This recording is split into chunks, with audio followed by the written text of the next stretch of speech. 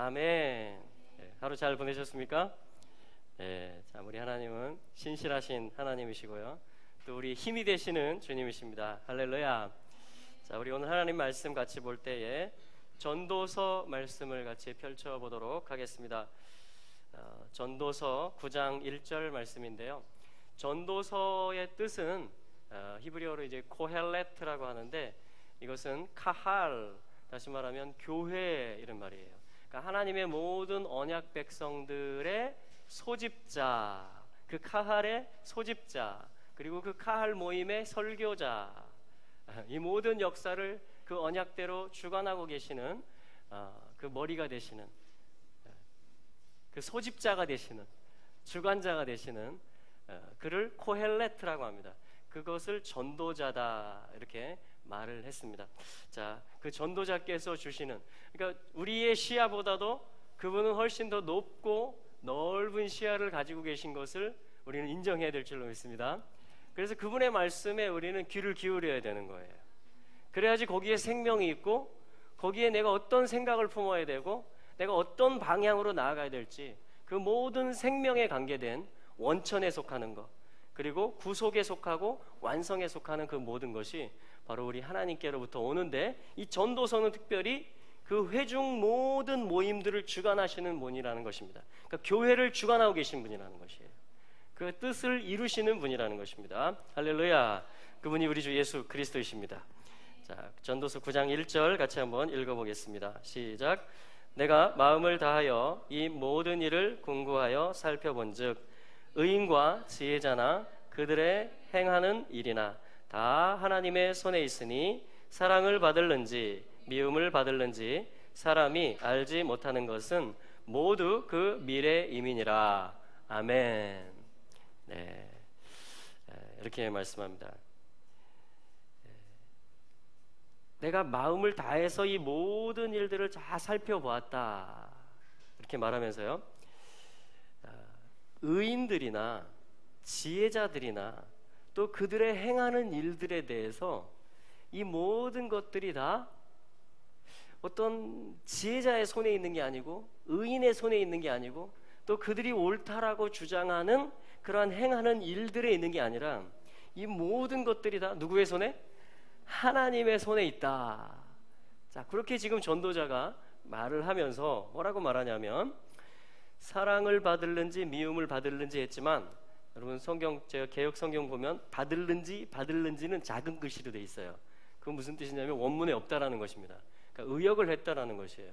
직역을 하면 사랑인지 미움인지 사람이 알지 못한다 그렇게 말합니다. 그러니까 사랑과 미움을 분간하지 못한다라는 거예요. 사람이 알지 못하는 일이라는 겁니다. 내가 사랑하고 있는지 미워하고 있는지, 내가 사랑을 받고 있는지 미움을 받고 있는지. 그리고 마지막 단어가 뭐냐면은 파님이라는 말이에요. 그것을 미래입니다 이렇게 말했습니다. 그러니까 우리의 얼굴, 이게 뭐냐면 우리의 얼굴 앞에 있는 일들이다 그런 말이에요, 직역을 하면. 그러니까 이 모든 것을 감찰하고 있는 하나님, 그분의 영을 받아서 지금 전도자가 우리에게 지혜를, 우리의 인생에 대해서 가르쳐주고 있는데, 지혜자들에게도 있는 게 아니고 답이 어떤 의인들에게 있는 것도 아니고, 그들이 행하는 내놓는 정책이나 어떠한 의의 기준들에 있는 게 아니고, 모든 것이 하나님의 손에 있는데, 사랑인지 미움인지 내가 알지 못한다라는 거예요. 그러니까 내 얼굴 앞에 사랑도 있고 미움도 있다라는 것입니다. 그게 이 말씀을 그냥 그대로 옮겨 놓은 것이에요. 내 얼굴 앞에 뭐하고 같이 있다고요? 사랑과 미움이 같이 있다라는 거예요. 참 알듯하면서 모를 듯한 그런 말씀인데요. 자, 그럼 혹시 내가 정말 사랑하는 사람 있습니까? 네? 반대로 내가 정말 미워하는 사람이 있습니까? 그 사람만 생각하면 마음이 안 편한. 네. 그런데 우리가 다 모르고 있다라는 겁니다. 이 말씀이 가르쳐주는 지혜는, 내가 사랑하는 것 같은데 내가 미워하는 것 같은데 그게 다가 아니라는 거예요. 굉장히 좁은 시야를 가지고 있다는 것입니다. 굉장히 한시적이고 일시적인 어떤 걸 하고 있다라는 거예요. 자, 그럼 한번 말씀을 한번 신약 성경에서 한번 볼까요? 자, 우리 요한복음 말씀을 한번 보겠습니다. 요한복음 15장으로 한번 가보죠. 요한복음 15장은 사실은 내가 참 포도나무이고 내 아버지는 그 농부다 하면서 내 안에 거하면 너희들이 열매를 많이 맺게 될 것이고 내 아버지께 영광을 돌리게 될 것이다. 우리 주님 안에 계속 거함으로 열매를 맺는 가지들 되시기를 축원합니다.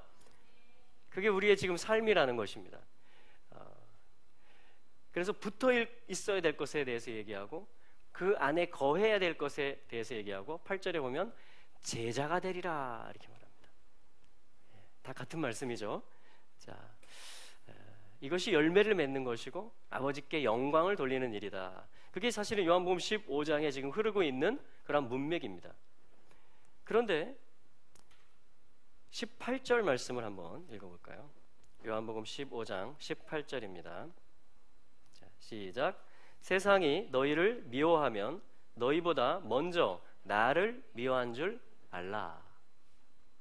여기 미움이라는 말이 나왔습니다. 아까 전도서 9장 1절에서 우리는 다 알지 못한다 그래요. 사람이 다 알 수가 없다. 내가 지금 사랑하고 있는지 미워하고 있는지, 사랑인지 미움인지 두 개가 다 내 얼굴 앞에 있다. 이렇게 코헬렛이 전도자가 가르쳐줬는데 지금 요한복음 15장 18절에서 열매 맺는 일을 지금 얘기해 주는 것입니다. 그 안에 거하는 것을 얘기해주고 제자가 되는 것을, 그래서 하나님을 나타내고 증거하는 것에 대해서. 그래서 15장 맨 끝에 가면요 26절과 27절에 보면 내가 아버지께로서 너희에게 보낼 보혜사 곧 아버지께로서 나오시는 진리의 성령이 오실 때 그가 나를 증거하실 것이요. 자, 성령이 예수님을 증거하신다라는 것이고요. 27절에 보면 두 번째, 너희도 처음부터 나와 함께 있었으므로 증거하느니라. 그러니까 성령님과 신부된 교회가 함께 예수 그리스도를 증거하고 있는 것. 자, 그게 어디서부터 나왔습니까? 아버지께서 이 포도원 농사를 짓고 계시고 예수님께서 참 포도나무가 되어주시고 우리가 거기에 붙어있는 가지가 되고 그분 안에 거하고 그분의 제자가 되어서 결국 성령과 한 목소리를 내가지고 예수 그리스도를 증거하고 있고 그분의 왕되심을 나타내고 있는. 자, 그럼 이제 전체 문맥이 다 파악이 됐죠? 네. 그게 우리가 맺는 열매라는 것입니다. 그게 우리가 하나님의 영광을 나타내는 것이고 제자의 삶을 사는 것이다 이렇게 얘기하는 것이에요. 그런데 중간에 뭐가 있냐면은 18절 이하에 어떠한 이해해야 될, 바르게 인식해야 될, 그리고 극복해야 되는 어떠한 주제를 다루고 있는데 그게 미움이라는 주제입니다. 18절 우리가 읽은 대로 세상이 너희를 미워하면 이렇게 말해요. 여러분, 열방이 이스라엘을 사랑을 많이 했을까요? 미움을 많이 했을까요? 이스라엘은 정말 하나님의 백성, 하나님의 택한 백성이고 하나님의 사랑을 받았다라는, 그리고 하나님의 이름을 맡았다라는 이스라엘이니까, 그죠? 엘의 이름이 그 나라에 있잖아요. 그 백성 가운데. 그 한 가지 이유 때문에 정말 많은 증오와 멸시와 미움, 심지어 학살되는 그러한 일까지 겪어왔습니다. 여러분, 우리 나라하고 한번 얘기를 들어볼까요? 일본 나라하고 그 민족끼리 감정이 어떻죠? 네, 싫어합니다.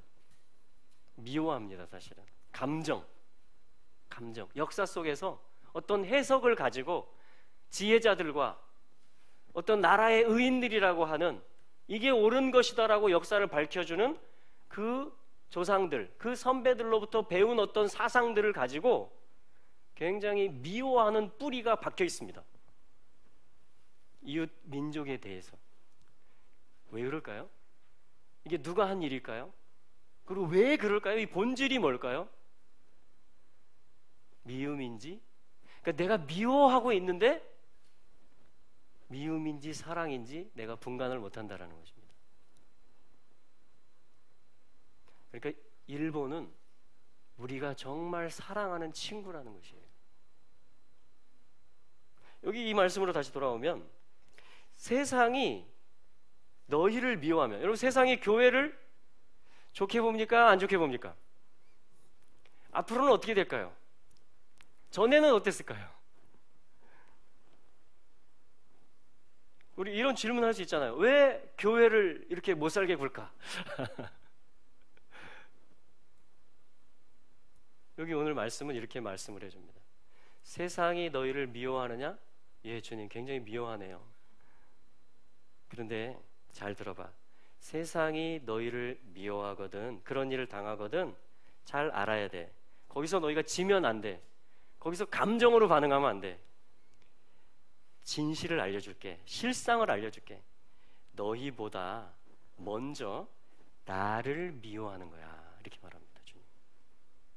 나를 미워하는 게 본질이야.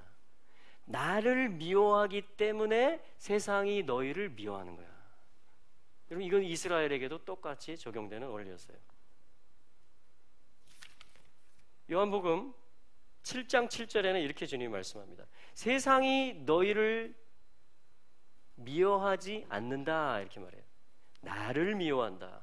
왜냐하면 내가 세상의 일들을 악하다라고 증언했기 때문이다, 이렇게 말합니다. 그러니까 예수님께서 세상에 대해서 세상을 본받지 마라, 세상을 사랑하지 마라, 세상은, 그러니까 이 세상이라는 건 뭐냐면 참 이 신비해요. 세상. 예수님은 세상이 악하다라고 규정을 하셨습니다. 그런데 3장 16절에 보면 세상을 이처럼 아버지께서 사랑하셨다, 이렇게 말합니다. 뭐가 맞습니까? 다 맞습니까? 그럼 이게 무슨 일일까요, 도대체? 본질이 뭘까요? 그래서 요한복음 3장 16절에 보면 하나님이 이 세상을 정말 너무나 사랑하셨다고 말씀해요. 그래서 그 아들을 내어주기까지, 그 아들에게 죄인들이 당해야 될 그 모든 사망과 저주와 형벌들을 그 아들이 담당하게 할 만큼 아버지 하나님이 세상을 사랑하신다예요. 그런데 또 예수님은 오셔서 7장 7절 요한복음 말씀에서 이 세상은 악하다, 이렇게 말씀합니다. 세상이 너희를 미워하지 아니하되 나를 미워하나니 이는 내가 세상의 일들을 악하다고 증언함이니라.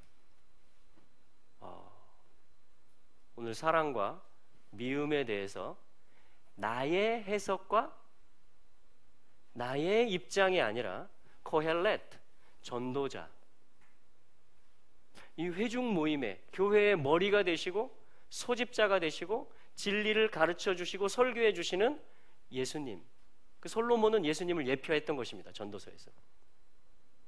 그분의 오늘 교훈을 우리가 교회로서 받을 수 있기를 바랍니다. 네. 과연 사랑은 무엇이고 미움은 무엇인가? 자, 계속해서 보겠습니다. 그래서 왜 세상이, 그럼 질문이, 왜 세상이 교회를, 하나님의 사랑하는 성도들을 미워하는가? 자, 여기에 대한 답을 이 말씀에서 한번 찾아보도록 하겠습니다. 자, 그러니까 세상이 너희를 미워하면, 세상이 너희를 미워하면, 자, 첫째는 이 18절 말씀에 있는 것처럼 먼저 알아야 될 것은 우리를 미워하는 게 아니고 예수님을 미워한다라는 것이에요. 네. 예수님을 미워합니다. 참. 예수를 미워한다. 이게 본질이라는 것이에요. 그 이유가 예수님을 미워한다는 것입니다. 그리고 19절에 보면 너희가 세상에 속하였으면 세상이 자기의 것을 사랑할 터이나, 자, 세상에, 자, 여기 너희가 지금 이 말씀 듣고 있는 제자들 말하거든요. 믿는 사람인데 세상에 속해 있어요. 세상 사람으로 살아가요. 세상의 원리와 가치관으로.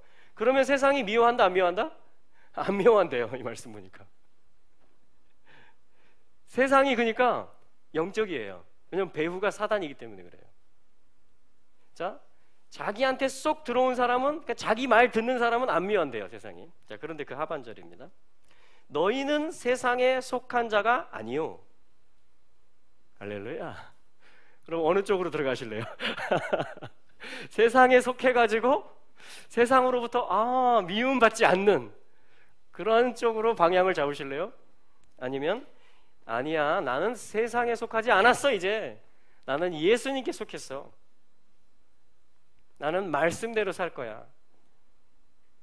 나는 예수님만 사랑할 거야. 그게 뭐예요? 세상에 속하지 않은 것이에요. 자, 그러면 어떤 일이 벌어지냐면, 자, 왜 그러니까 미워하냐면 세상에서 나의 택함을 입은 자이기 때문에 세상이 너희를 미워한다, 이렇게 말합니다. 이스라엘 얘기이면서 교회의 이야기예요. 하나님이 택해요. 이렇게 사랑해가지고 아들을 줘서 값으로 사요. 그래가지고 그 사랑을 알고 그 은혜를 알아서 어떻게 돼요? 세상에서, 흑암에서 나와요. 그 세상에 속한 삶이 아니고 세상에서 하나님이 택한 자가 되는 것입니다. 그래서 미움을 받는다라는 것입니다. 자, 세상에서 주님의 택함을 받았기 때문에. 자, 택한 백성, 그러니까 나온 백성이죠. 구속된 백성입니다. 그러한 삶을 이야기합니다. 라이프 스타일. 자, 그럴 때 세상이 미워한다라는 것입니다. 좀 있으면 군대 가는 아들이 있는데, 군대에서도 이런 일이 벌어질 수 있습니다. 사회에서는 얼마든지 벌어질 수 있어요. 학교에서도 벌어질 수 있습니다. 심지어는 한 가정 안에서도 이러한 일들이 일어납니다. 그래서 오늘 이런 부분들을, 왜 내가 이런 어려움을 당하고 있고, 그리고 왜 내가 미움을 받는가, 자, 그런 부분들에 대해서 이 말씀을 통해서 우리가 주님의 음성을 듣고 또 분별할 수 있기를 바랍니다. 그래서 진정으로 우리가 주님의 뜻대로, 주님의 바라보는 시야와 주님의 마음대로 우리가 바라보는 것이에요. 그리고 방향을 잡아가는 것입니다. 자, 그게 오늘 설교의 목적입니다. 자, 21절 말씀에 보면 이렇게 말합니다. 같이 읽어볼까요? 시작. 그러나 사람들이 내 이름을 인하여 이 모든 일을 너희에게 하리니 이는 나 보내신 이를 알지 못함이니라. 그러니까 아버지를 알지 못한 데서 기인한다라는 것이고요. 23절에 보시면 나를 미워하는 자는 또 내 아버지를 미워함이니라, 이렇게 말합니다. 그러니까 아버지를 알지 못한다, 아버지를 모름, 아버지를 부인한다라는 거죠. 인정하지 않는다라는 것입니다. 굉장히 중요한 얘기입니다. 하나님 아버지를 믿지 않고 인정하지 않고 내가 그 창조주 하나님으로부터 빚어졌고 그 하나님의 자녀다라는 것을 모를 때, 그럼 모든 것은 다 어둠이에요. 사실은 어디로 가야 될지 방향을 못 잡습니다. 가정에서도 마찬가지예요. 아버지를 가정에서 인정하지 않잖아요, 자녀가? 그러면 그 자녀는 굉장히 힘들어집니다. 네. 이건 하나님의 원리예요. 이거는 하나님의 원리. 그래서 지금 저희들이 금식하는 게 뭐예요? 가정 안에서 그런 돌파와 회복이 있기를 원하는 것입니다. 그런데 이 세상 신이 이 눈들을 가리는 것이에요. 강한 자가 결박을 해놓고 있는 것입니다. 생각을, 언어를, 그 감정을 꽉 붙잡고 있는 것이에요. 그래서 어떻게 해야 돼요? 강한 자를 먼저 결박하고, 아멘, 그리고 그 청소를 해야 되는 것이죠. 그가 지어놓은 집들과 체계들을. 주님은 우리에게 승리를 주실 것입니다. 네. 여러분, 세상의 상태를 생각해 보세요. 다 바벨탑을 쌓고, 예수님의 십자가를 생각해 보십시오. 이방인과 유대인이, 빌라도, 군병들, 종교 지도자들, 군중 모두가 다 하나가 되어서 예수님을 미워했습니다. 예수님을 못 박았어요. 오늘 요한복음 통독을 하다가 좀 다시 한번 이 말씀을 보게 됐습니다. 요한복음 19장 말씀에 보면 이런 말씀이 나와요. 빌라도조차도, 이방인 재판관인 빌라도조차도 예수님에 대해서 인정을 합니다. 그래서 뭐라고 하냐면요, 내가 너희의 왕을 놓아주랴 이렇게 말해요. 그런데 그 종교 안에 갇혀 있는 자들이 뭐라고 말하냐면요, 우리에게는 가이사 외에는 왕이 없나이다 이렇게 말합니다. 와, 여러분, 이렇게 가려질 수 있습니다. 이렇게 예수를 미워할 수 있어요. 그러니까 믿음이라는 틀 안에 있으면서도 종교 안에 갇히게 됨으로 말미암아, 그러니까 종교는 뭡니까? 종교의 영은 결국은 나의 기득권이고 나 중심으로 모든 것을 해석하는 것입니다. 하나님 중심이 아니고 주님의 영광을 위한 것이 아니고, 그러니까 내가 커진 거예요. 내 의의가 커진 것이고 내 기준이 견고해진 것입니다. 그래서 예수님이 왔음에도 불구하고 십자가에 못 박게 하셨죠. 그를 없이 하소서, 없이 하소서. 너희 왕을 내가 놓아줘야 되지 않겠느냐 했는데도 가이사 외에는 우리에게 왕이 없나이다. 그러면 종교가 그렇게 무서운 겁니다. 우리 좀 겸손해져야 되겠죠. 또 부드러운 마음이 돼야 되겠습니다. 할렐루야. 낮춰져야 돼요. 낮아져야 됩니다. 자, 이런 이유들이에요 지금. 자, 한 가지 더 한다면 25절에 보면 이렇게 말씀합니다. 연고 없이 나를 미워하였다라는 말을 응하게 하려 함이라 이렇게 말합니다. 연고, 까닭이죠. 이유 없이, 합당한 어떤 죄목 없이. 시편에 이것은 있는 말씀이에요. 35편 19절과 69편 4절의 말씀. 저희가 까닭 없이, 여러분 예수님 죄가 없으셨잖아요. 이유 없이, 합법적인 어떤 근거 없이, 범법행위가 없는데도 불구하고 이유 없이 미워한다는 것입니다. 자, 이게 지금 이 요한복음 15장에서 보고 있는 세상이 너희를 미워하면, 자, 세상이, 여러분 누가 나를 미워하면, 여러분 집에 있는 사람, 아니면 내가 직장 동료, 아니면 군대 상사가 나를 미워하면, 그죠? 세상이 믿는 자를, 우리를 미워하면 그때 어떻게 하실 거예요? 혈과 육은 어떻게 하죠? 두 가지 반응이 나옵니다. 받아치든가 나를 보호하고 그 밑으로 들어가든가 굴복하는 것이죠. 아니면 같이 싸우든가. 근데 둘 다 하나님의 방법이 아닙니다. 왜냐하면 아직 못 보고 있기 때문에 그래요. 네. 뭘 봐야 돼요? 이걸 봐야 됩니다. 예수님이 지금 말씀하신 거잖아요. 세상이 너희를 미워하면 알아라, 반드시 알아라, 나를 미워하는 거다 그게. 그러니까 몸된 교회가, 부름받은 그 백성 이스라엘이 모든 조롱과 미움을, 박해를 받게 되는 것이 이상한 일이에요? 그렇지 않은 것입니다. 아버지를 모른다라는 이야기죠. 그러니까 이런 영혼과 이런 세상을 보면 어떤 마음이 들어야 되겠어요? 불쌍한 마음이 드는 것입니다. 스데반이 기도한 것처럼 자기를 돌로 치는 자들을 향해서, 저들이 알지 못합니다. 모릅니다. 저들의 죄를 사하여 주십시오. 저는 이게 먼저 주님의 마음이라고 느껴집니다. 예. 그리고 감사할 건 뭐예요? 미움을 받거든, 특히 까닭 없이 미움을 받거든, 감사합니다. 주님 저를 택해 주셔서 감사합니다. 그래도 제가 나온 삶이 좀 있었나 보군요. 주님 감사합니다. 그리고 마태복음의 8번째 복, 8복 중에 8번째 복은 뭐죠? 그렇죠. 박해를 받는 복을 이야기합니다. 의를 위하여 핍박을 받는 복이 너희들의 복이다 이렇게 말해요. 사실 이 지금 공산권이라든가 북한, 그죠?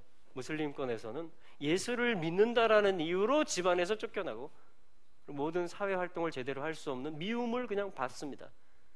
콥틱, 이집트의 콥틱 약 10% 정도 되거든요. 이집트 8천만 인구 가운데 그래서 정말 비참한 삶을 살아요. 사회의 하층민의 삶을 삽니다.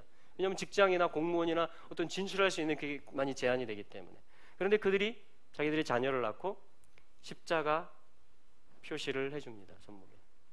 자기들도 그렇게 어렵게 살고 있지만 박해 속에서 소외당하면서 하나님이 우리를 택하셨다.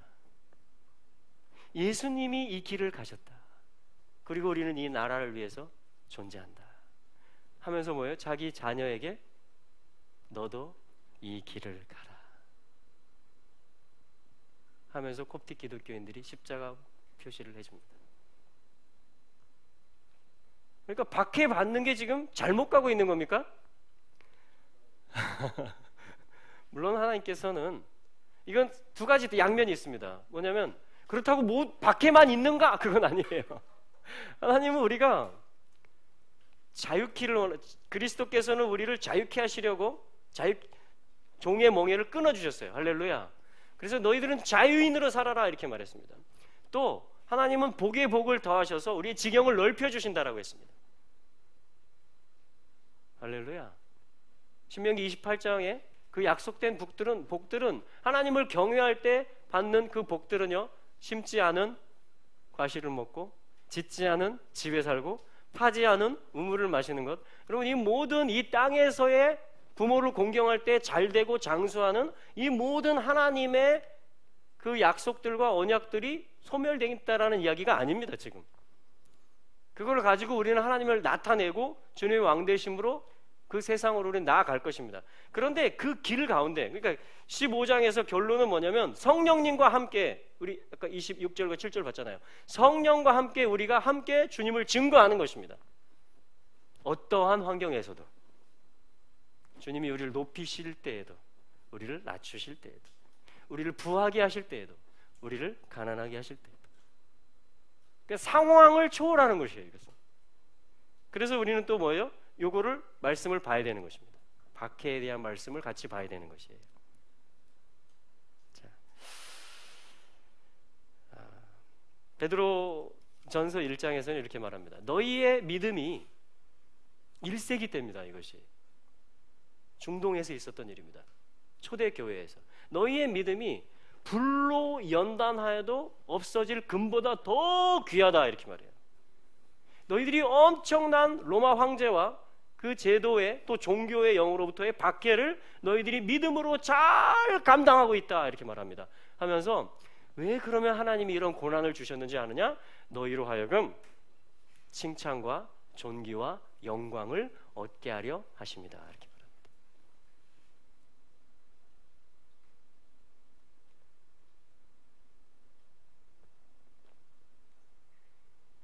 말합니다. 중요한 건 뭐예요? 지금 나에게 하나님이 어떤 걸 허락하시느냐 이거죠. 지금 이 땅에. 그럼 망하는 법은 없습니다. 네. 다 누구의 손에 있어요? 전능자, 우리 하나님의 지금 주관하시는 역사들 가운데에 자 우리 15장 요한복음 말씀이 사실은 제자 되는 것이었고 열매 맺는 것이었고 아버지께 영광 돌리는 것이었고 결론적으로 주님과 함께 성령님과 함께 주님을 나타내고 증거하는 것이었습니다. 근데 그 길을 이야기하는 거예요. 그 여정 중에 이러한 일이 있다라는 것입니다. 자, 이해가 되시고 정리가 되시죠? 무슨 일을 만나든지 만사 형통하리라. 무슨 일을 만나든지 만사 형통하리라. 그럼 만사 형통이 뭐죠? 모든 일 가운데 성공한다라는 겁니다. 성공이 뭘까요? 세상에서의 성공의 기준으로 완전히 들어가면 안 되겠죠. 우리가 성공은 뭐죠? 주님 안에 거하는 것이고 주님에게 붙어 있는 것이고 주님의 제자, 주님을 따라가는 것이고 아버지를 인정하고 아는 것이고 할렐루야. 또 까닭 없지만 잘못한 거 없지만 고난도 받는 것입니다. 형통은 하나님의 뜻을 이루어내는 걸 말하는 것이에요. 만사 형통의 복이 저와 여러분들의 복이 되었음을 선포합니다. 할렐루야. 하나님의 자녀들은요, 만사형통이에요. 성령님을 따라갈 때 아버지의 뜻을 인정하고, 그리고 내가 지금 어떻게 주님과 동행할 것인가, 어떠한 목소리를 낼 것인가. 그럼 뭐 청혼도 내야 되겠죠. 그렇죠? 가처분 신청도 할 수 있습니다. 여러 가지 활동과 액션도 대외적으로 할 수 있습니다. 제가 모든 걸 부인하는 것이 아닙니다. 중요한 것은 뭐예요? 주님이 무엇을 허락하시고 어떻게 인도하시느냐, 이것이죠. 성령님께서 지금 오늘 나에게, 그리고 개교회들에게, 그리고 우리 전체 한국 교회에게 주님은 무엇을 원하시는가, 이거죠. 세상이 너희를 미워하면, 그렇죠? 아까 전도서 말씀, 사랑인지 미움인지 둘 다 우리 앞에 있다. 우리가 분별할 필요가 있다라는 것입니다. 할렐루야. 예. 자, 그러면 이쪽 파트도 한번 보죠. 하나님은 그래서 어떻게 하시려는 것일까? 왜 이런 일을 허락하실까? 왜 이런 하나님의 백성들이 어려움을 당하는 것을, 박해받는 일을 허락하실까? 22절 말씀에 보시면 이런 말씀이 나옵니다. 같이 읽어볼까요? 시작. 내가 와서 저희에게 말하지 아니하였다면 죄가 없었으려니와 지금은 그 죄를 핑계할 수 없느니라. 로마서 전반부에도 이런 말이 나와요. 그렇죠? 핑계할 수 없다, 이렇게 말해요. 핑계할 수 없다. 핑계치 못한다.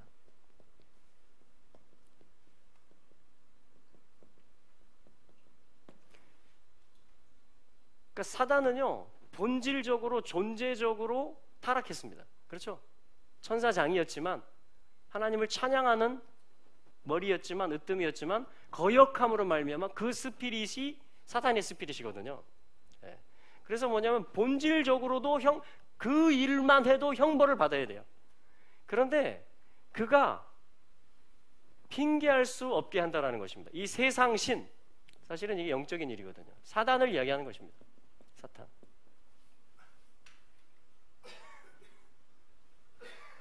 그가 행한 이 주님의 신부들을 괴롭힌 이 일에 대해서 그 일들이 있기 때문에 그가 심판을 핑계하지 못한다라는 것입니다. 그리고 요한복음 12장 31절의 말씀에 보면 이렇게 말합니다. 자, 우리 바로 뒤에니까 한번 찾아볼까요? 12장 31절 같이 읽어보겠습니다. 시작. 이제 이 세상의 심판이 이르렀으니 이 세상 임금이 쫓겨나리라. 할렐루야. 세상 임금이 쫓겨나리라. 주인 행세를 하다가 하나님의 심판이 이름으로 말미암아 쫓겨나게 될 것에 대해서, 무적행으로 가고 불못으로 가게 될 것에 대해서 말해요. 그러니까 이거는 뭐냐면 심판에 대한 것입니다. 반드시 심판이 있다라는 것이에요. 원수 갚는 것은 누가 제일 잘하시죠? 네. 우리 중에 아무리 혈기가 있어도요, 하나님이 이렇게 말씀하셨어요. 나한테 맡겨. 내가 손 볼 테니까. 네 펀치보다 내 펀치로 해야 돼. 나한테 맡겨. 나한테 아래. 저주를 하더라도 나한테 와서 해. 원망을 하더라도 나한테 와서 해. 하소연을 하더라도 나한테 와서 해. 할렐루야. 시편에 보면 그런 기도들 나오잖아요. 네. 마음껏 하십시오. 아버지 앞에 가서.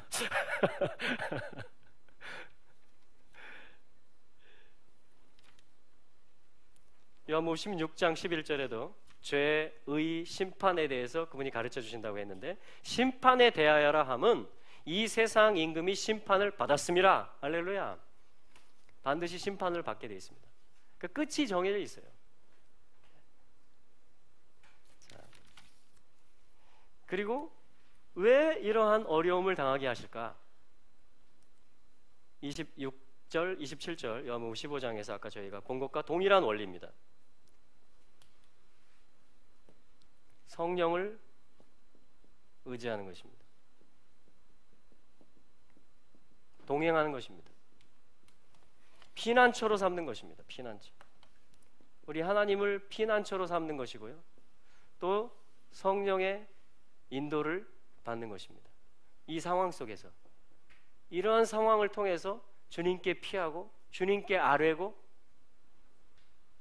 성령과 함께 4절에 네 번째 27절에 너희도 함께 있었으므로, 자, 가지에 붙어 있고 그 안에 거하고, 그죠? 그분의 제자가 돼서 계속 따라갔던 사람들은 너희도 함께 있었기 때문에, 너희도 나를 알고 나도 너희를 알기 때문에, 그리고 내가 너희가 억울한 일을 당한 걸 내가 다 봤기 때문에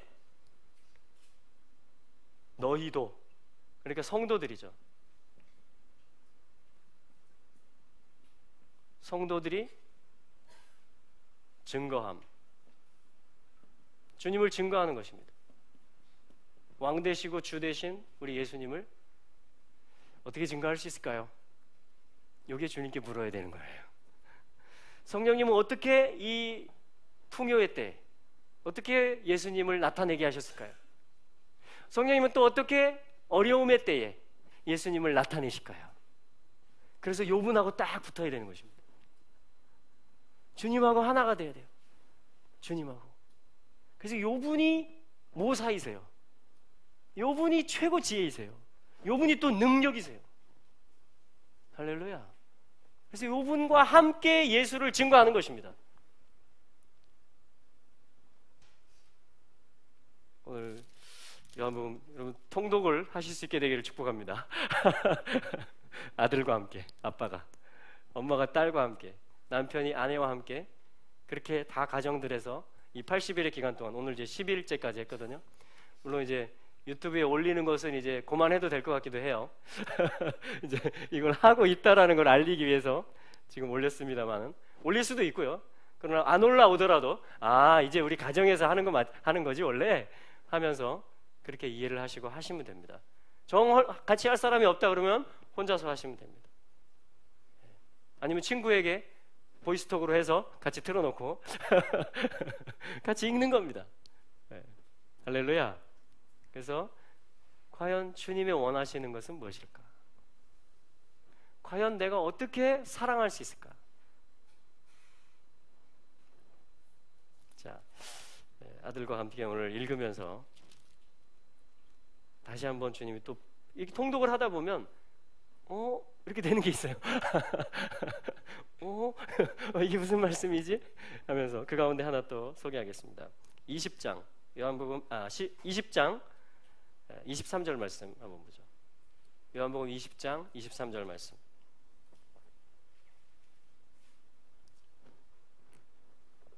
같이 읽어볼까요? 요한복음 20장 23절 시작.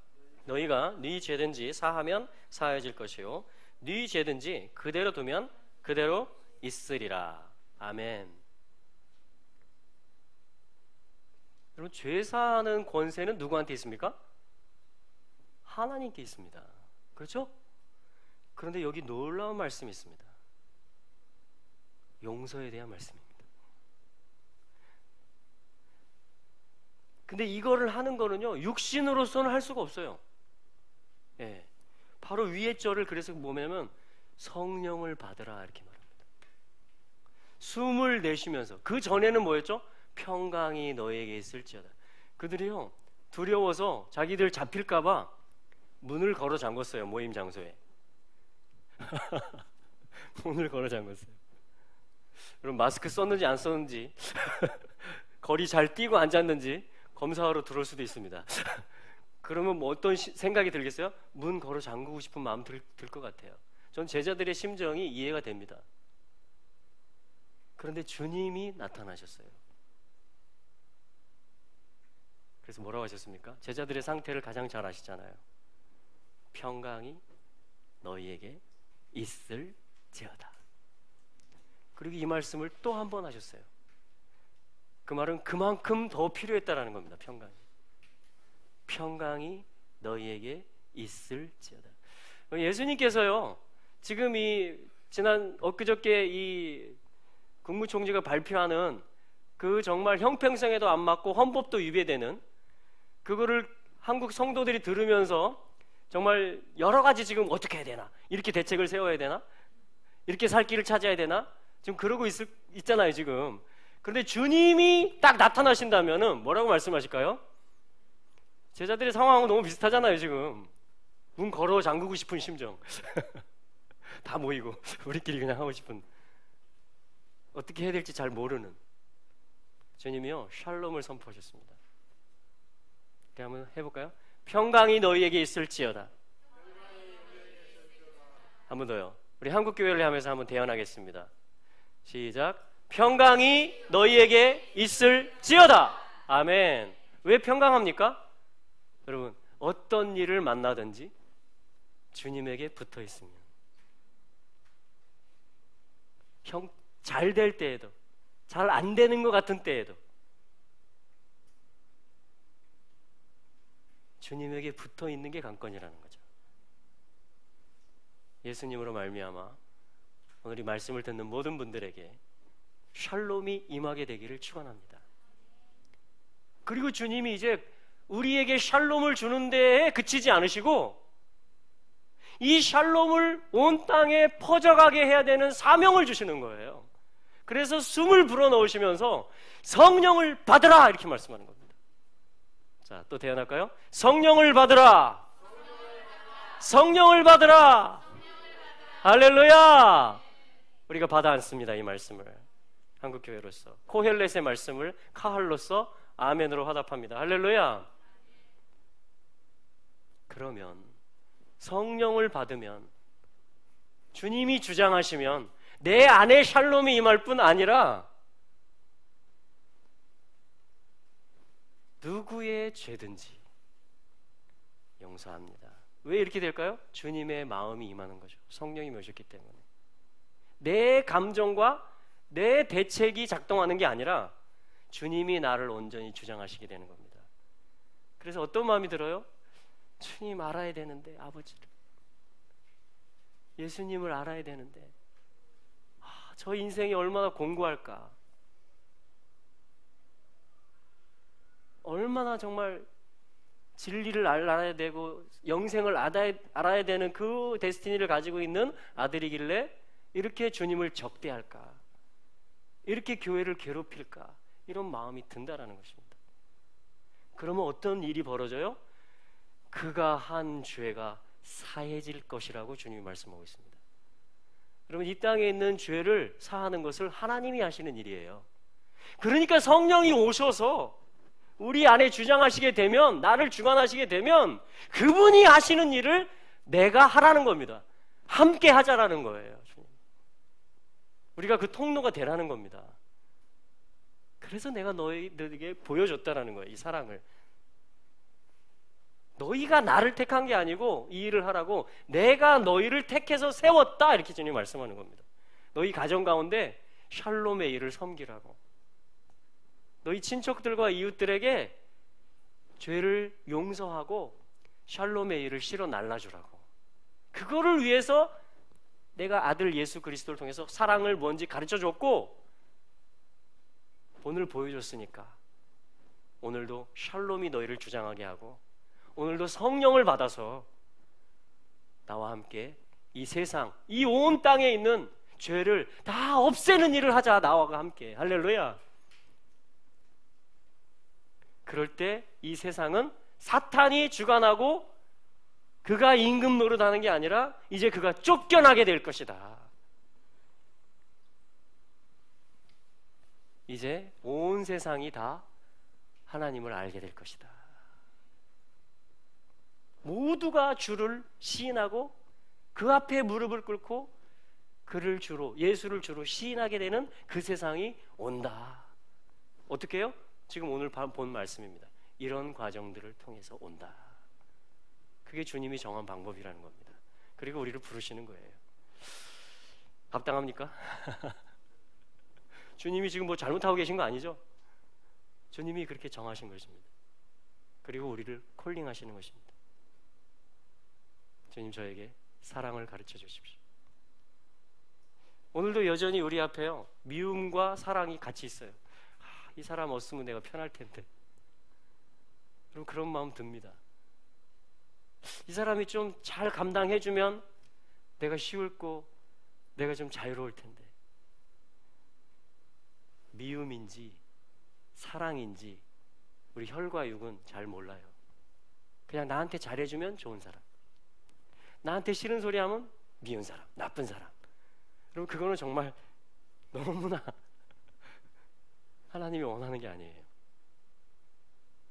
하나님이 오늘 가르쳐 주셨습니다. 할렐루야. 하나님은 사랑이시라. 이 요한복음과 요한서신서와 요한계시록의 말씀들을 저희가 좀 이때에 좀 봐야 되겠다. 집중적으로 연구하고 그걸 가지고 그 사랑의 스피릿으로 우리가 정복하고 섬기고 나아가야 되겠다라는 그런 감동을 좀 계속 몇 주 전부터 주고 계십니다. 제 안에는. 그래서 우리가 이것을 어떻게 풀어갈 수 있을 것인지 우리 예배 가운데 새벽 예배를 한번 활성화시켜야 되겠다 그런 마음이 좀 들어요. 그래서 한 5시 4시 저희 그 저희가 결혼식 했던 처가 교회는요 새벽 기도 시간이 4시였습니다. 와, 그게 어떤 중심축이었어요. 하루 전체와 모든 교회를 움직여 나가는 데 있어서 간절히 하나님 앞에, 저도 이제 그 결혼을 하고 처가에서 잠을 자고 이렇게 하면 이제 그 처가 다녔던 교회 새벽 기도를 이렇게 나가곤 합니다. 제 아내는 이제 어렸을 때부터 엄마 아빠 손잡고 따라가서 이제 새벽 기도를 했고요. 근데 찬송하고 말씀 전하시고 이제 기도하잖아요. 근데 기도하기 전에 했던 찬양이 뭐냐면요, 이거였어요. 전부여 의지 없어서 손 들고 옵니다. 주 나를 박대하시면 나 어디 가리까.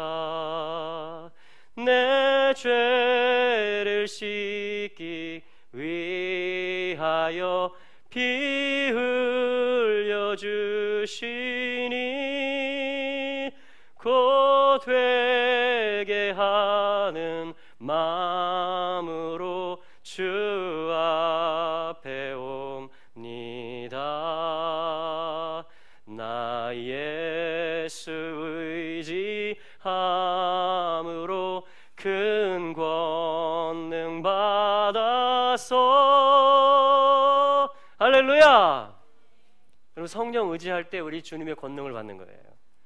하나님이 하는 일을 우리가 하게 됩니다. 요한복음에서 주님도 이렇게 말씀하셨어요. 내가 한 것보다 너희들은 더 큰 일을 하게 될 것이다.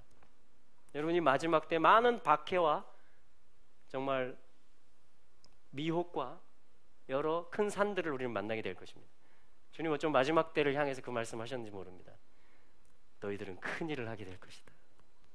여러분, 혈과 육으로 반응하면요 나를 보호하기에 급급하고 또 같이 미워하기 너무 쉽습니다.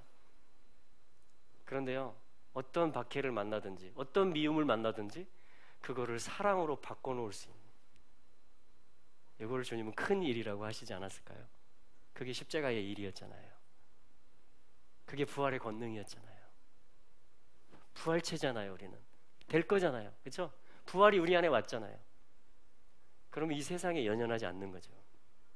하나님께 소망을 두는 거고, 우리 시민권은 하늘에 있고, 저리로부터 정말 사망을 당한 자를 부활시키시는 그 권능을 가지신 주 예수 그리스도의 다시 오심을 간절히 바라보고 있는 자들, 그분의 나라가 영원하다라고, 그분이 오늘 나의 삶의 주인이시라고 말하는 그러한 자들을 이야기하는 것입니다. 그래서 계속 회개하는 겁니다. 그게 권능이에요. 회개함으로 주님 앞에 계속 주님과 일치됨으로 나아가는 것입니다. 그것이 신부를 만들어내는 것이고, 그것이 면류관을 만들어내는 것이고, 그것이 이 세상의 죄들을 다 없애는 것이고, 그것이 하나님 나라를 가져오게 되리라고 믿습니다. 여러분, 우리 안에 정말 여러 기도 제목들 있습니다. 우리 이 3주간의 시간을 통해서 또 새벽 기도를 우리 좀 활성화시키는 은혜가 있기를 축원합니다. 그래서 52일 또 성벽 재건하는 그 일들이 이제 7월 한 25일부터 또 있어요. 이제 나팔절 전까지 9월 초순까지.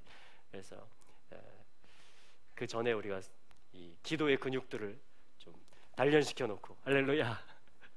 네, 제가 한번 기도하고 또 우리 기도하면서 나가겠습니다. 하나님, 이 시간에 전도서 말씀을 통하여서 또 요한복음 말씀을 통하여서 정말 하나님이 어떠한 사랑을 우리에게 하고 계시고 또 이 세상이 앞으로 어떻게 될 것인지에 대해서 정말 어떻게 하나님의 킹덤이 임하는지에 대해서 정말 가르쳐 주심을 감사합니다. 이 교훈을 가지고 이 생명의 이 음성을 가지고 저희들이 나의 영역에서부터 우리의 가정들에서부터 이것을 풀어가기를 원합니다. 성령님 의지하오니 가르쳐 주시고 한 걸음 한 걸음 지도하여 주시옵소서.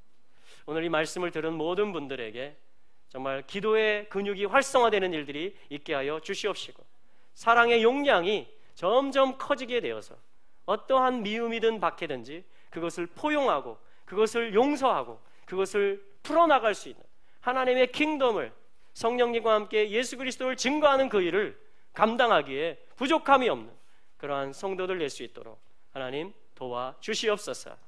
승리하실 주님을 찬양합니다. 아니 오늘 우리에게 승리자이신 주님을 찬양합니다. 예수 그리스도의 이름으로 기도합니다. 아멘. 우리 한번 이 부분들을 놓고 본인이 주님 앞에 반응하면서 은혜를 구하면서 또 중보하면서 우리 지체들 가족들을 향해서 하나님 앞에 올려드리며 나가도록 하겠습니다. 기도하겠습니다.